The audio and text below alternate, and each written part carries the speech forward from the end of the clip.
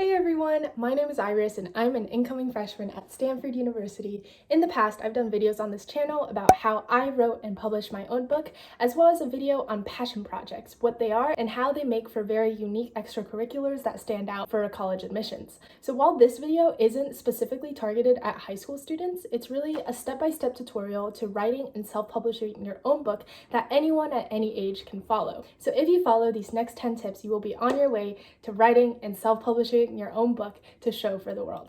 Keep on watching and make sure you stay until the end to vote on the next video idea.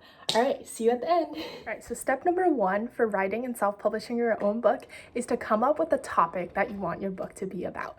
Now, this topic is preferably one that you're interested in and have quite a bit of knowledge in already. However, you also want to be excited about expanding your knowledge in this topic because you will be learning a lot more about the topic that you choose. So make sure that you pick a topic that you're excited to learn more about, a field that you've already known quite a bit about, but that you want to expand your knowledge on. Once you've picked a topic that you want to write about, the second step to writing and publishing your own book is to determine your goal. By this, I mean, why are you writing this book? Is it to bring about public awareness of a certain topic? Is it to make a topic more accessible to younger people? Is it to explain a topic that is not frequently explored? Once you figure out this goal of yours, you want to hold on to that vision and purpose because that is what will bring you through the tough times and the challenges that you face throughout this process of writing a book. The third step to writing and self-publishing your own book is to determine your target audience. So who are you going to write this book for? Is it going to be people of a certain age group, from a certain country or state, people of a certain gender, or a particular interest or hobby? Determining your target audience is an important step because your book is catered toward them. This target audience is basically your customers, so you want to make sure that your book suits their needs. The fourth step to writing and publishing your book is to set yourself a timeline, which means creating deadlines and following through. So you want to set dates for, number 1, when you'll finish the first draft of the book. Number 2, when you'll finish with revisions.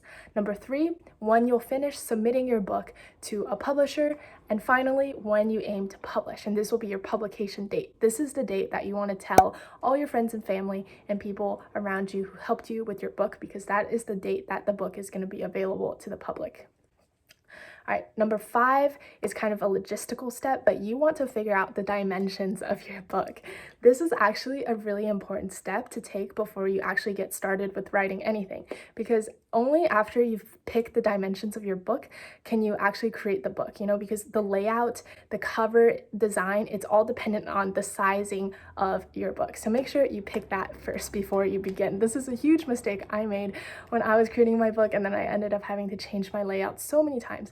So trust me, you will save a lot of time if you pick your dimensions before you start writing a single word. So let me explain this dimension thing, because the size of a book is not something that everybody thinks about. So if you just go through a bookstore, you'll notice that novels tend to be smaller and more compact, but children's book with more graphics and images tend to be bigger and thinner. So depending on the type of book that you're writing, if it's more word heavy, then you want to go for a smaller size. If it's more picture heavy, you want to go for a bigger size. So really think back to the first couple steps we talked about. So like the topic and your target audience, and figure out how you want your book physically to look like. Once you decide on that, you can compare the book that's in your head with the books that's lying around your house. You can kind of measure those books and see what their dimensions are. And once you get the comparison down, pick the dimensions that you want your book to be in.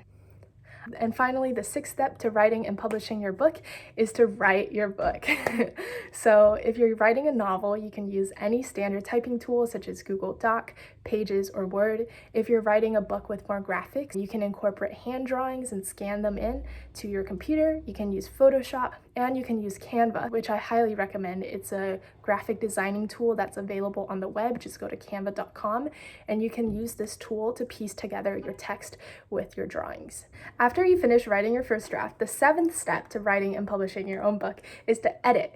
Get yourself to read over your book. What do you like about it? What do you not like about it? If there's anything that you like but other stuff that you don't like, turn what you don't like into what you like. So yeah, that's going to be your first step to editing. And then you want to get other people in your target audience to read it, because after all, they're the people who you're targeting, right? So you want to have their feedback.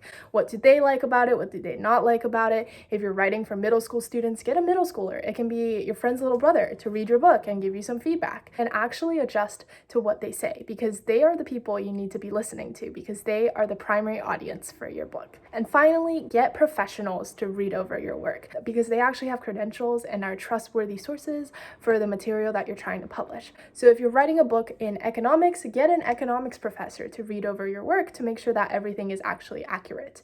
Even better, get them to write testimonials for your book. This is actually a really important step later on where you're trying to design the cover graphics. It's really awesome to get professionals with credentials to give you a testimonial so that other people will actually trust that what you're saying is correct and worthy.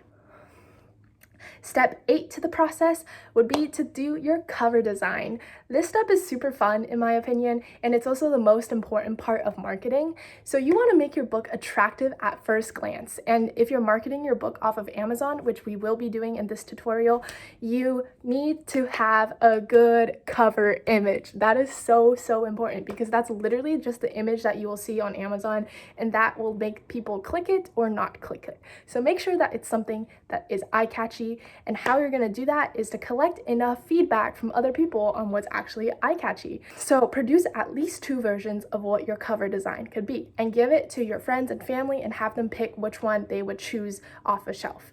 Once you collect enough data, adjust to what other people are saying. If they say, I like cover A because it has a white background, which looks really clean, then maybe you can also make cover B have a white background, and then ask them again, hey, which one is better? So as you go through these reiterations and comparisons, you can finally come down to a cover image that is good and will get you sales. Okay, the 9th step of writing and publishing your book would be to upload all of the hard work you've done up to this point, the cover designs, the content of your book, everything into Amazon KDP, which stands for Amazon Kindle Direct Publishing.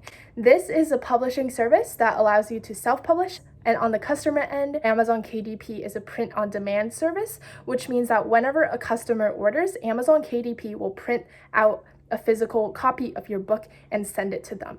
This means that there will be no inventory or capital cost on your end, and Amazon just takes a percentage of your revenue. So how you want to do this is you first want to create an account.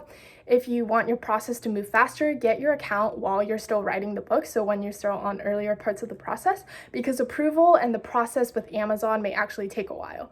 And finally, once your account is approved, you want to read and adhere to their requirements. So there's certain file formats that they take, such as JPEG and PNG, and certain file formats that they don't take. So make sure you read these instructions and follow them. There's also a minimum number of pages. I believe it's like 32 or something. So make sure that your book is actually over 32 pages long. And finally, upload that book content, upload your cover, upload your description, keywords, and categories, and get an ISBN. All of these instructions are within Amazon KDP, and they're really easy to follow. So honestly, the biggest recommendation I have for this step is to follow Amazon's instructions.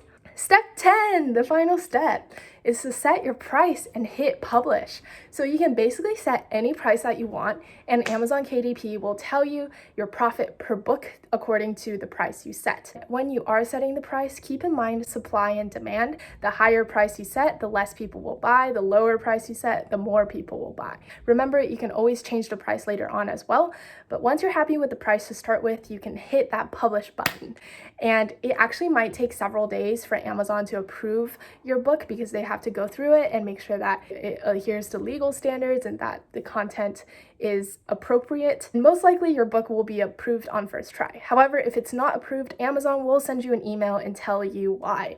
Amazon customer service is amazing. They respond in less than 24 hours and they're super helpful. So honestly, just again, follow Amazon's instructions, listen to their emails, figure out what's wrong, and if there's something that's wrong, fix it. And if you just adjust accordingly to Amazon's regulations, I'm sure that your book will get published.